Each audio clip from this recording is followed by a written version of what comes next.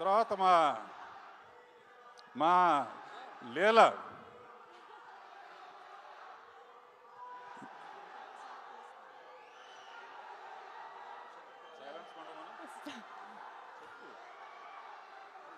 లీల గురించి మాట్లాడదామా?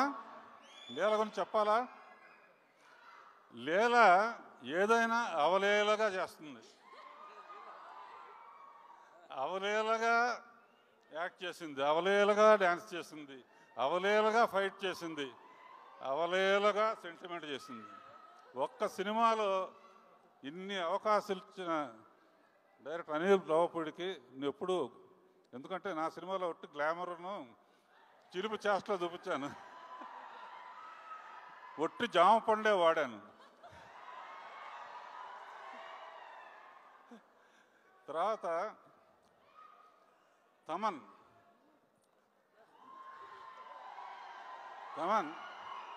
వచ్చేటప్పుడు చూశాను.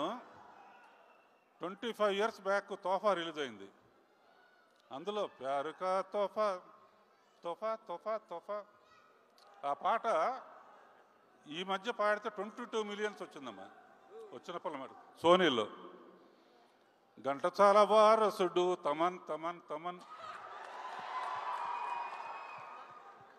పాటలకి పాటలకి అడ్రస్సు తమన్ తమన్ తమన్, బ్యాక్గ్రౌండ్ సాంగ్కి address Thaman Thaman Thaman. All the best Thaman. And ఒకేసారి క్రాకర్స్ టపాసులు ఉన్న గోడౌన్ పేలితే డిఫరెంట్ సౌండ్స్లో వస్తూ ఉంటాయి, అన్నీ వెలుగుతూ ఉంటాయి, అన్నీ డౌన్.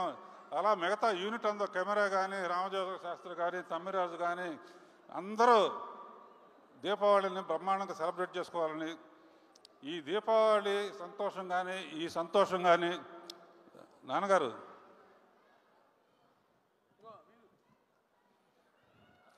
అనిల్ రావుపూడి వాళ్ళ ఊరు వెళ్ళాను. అనిల్ రావుపూడి గారు ఫాదరు.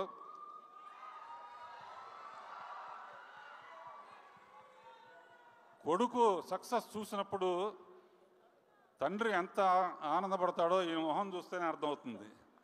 అలాగే ఆ రోలో శ్రీలీల మదర్ కూర్చుంది, వైజయంతిమాలలాగా ఉంటుంది ఆవిడ.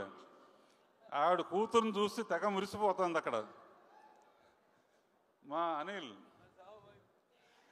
అనిల్ డైరెక్టర్ అంటే క్యాప్టెన్ ఆఫ్ ది షిప్ అంటారు.